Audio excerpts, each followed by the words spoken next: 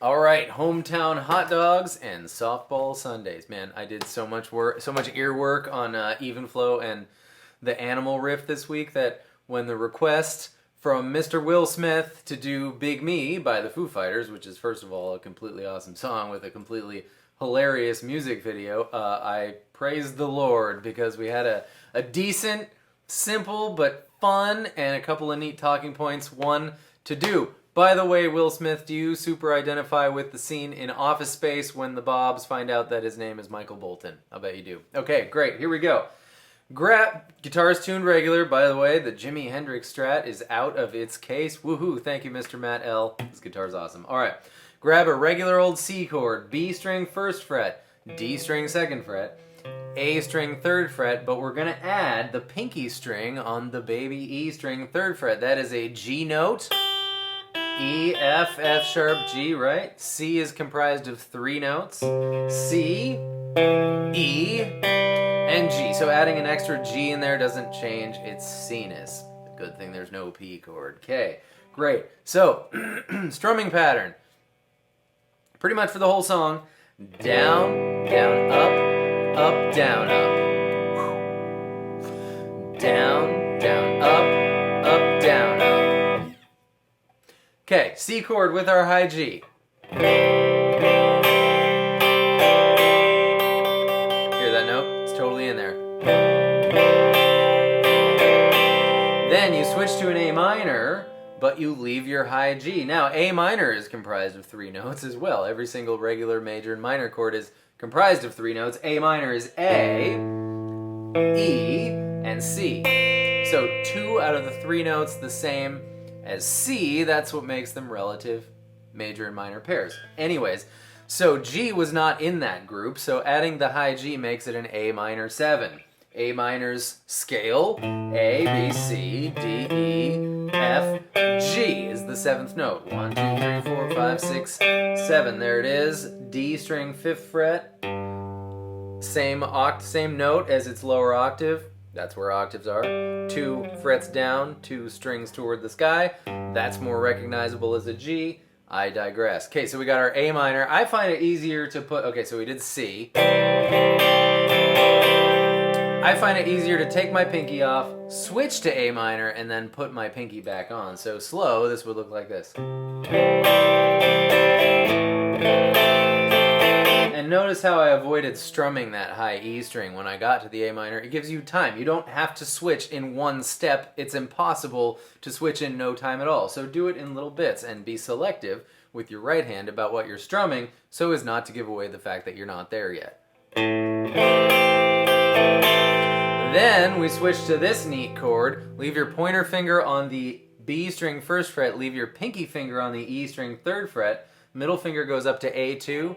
Ring finger goes up to E3. That is a G plus a C. This B string first fret is a C note. C is the 4th note of the G major scale. Therefore, we're playing a G suspended 4. And then F. So F bar chord. 1, 3, 3.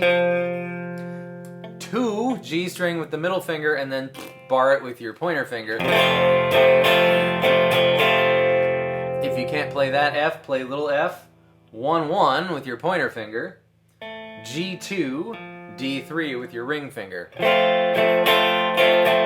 Of course, then you only get to strum 4 strings. If you're a beginner, which you might be, you know, especially if you're looking at this song, because I'm guessing that some of my more seasoned folks already know how to play this song, or, you know, maybe they just haven't thought to do it.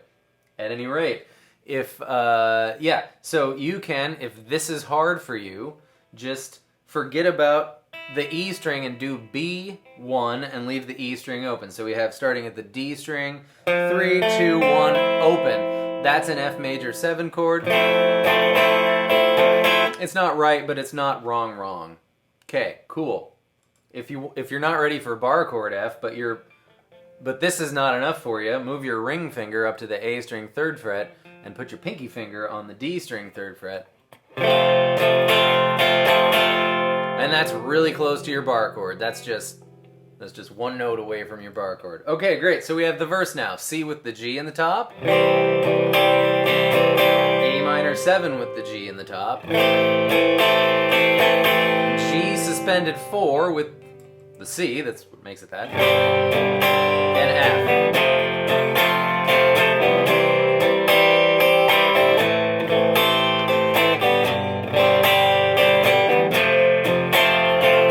And that's the verse. The pre-chorus, I'm going to call it. E major, that is open, 2, 2, 1, open, open.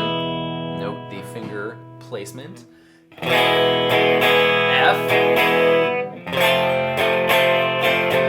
C.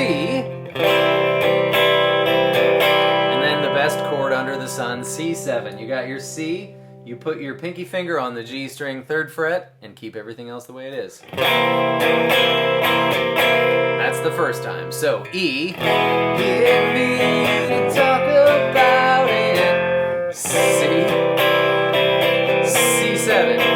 Then E, F, F again, G. And then comes the chorus. So there were 8 chords in the pre-chorus. That's what I'm calling it. All right, chorus. We could call that the chorus, and this next part, the post-chorus. Doesn't matter what you call it. That was part 2. Here's part 3. You do a verse. C. A minor 7, right? G sus 4. F. And then C. G, G, F, F, C. G. That G acts as a turnaround. You could play a G7 if you like there. So here, I'll do it with the G. Well, G7 is this. Okay. Ring finger, E string 3rd fret, middle finger, A string 2nd fret, and pointer finger on E1, baby E1. That's not what the Foo Fighters do there, but it's really fun. And you might want to strum that like this. Well, G7. Just 1, 2, 3, 4, 5, 6. And 1, and 2, and 3, and 4, and 3, 4, 1, and 2, and 3, and 4, and, right? So here's the chorus. C, A minor, G sus, F, but it's you, G, G, F, F, C. So rest, and 2, and 3, and 4, and that's it, because at the end they go, but it's you, G, F, C.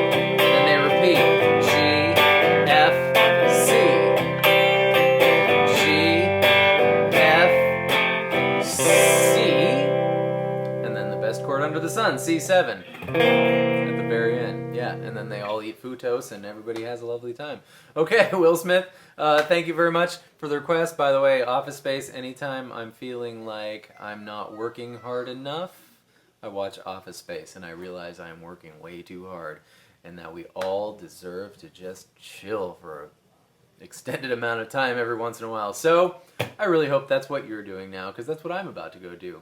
Thank you for watching, everybody. This has been great, but it's time to go. I'll see you next time with more stuff. Goodbye.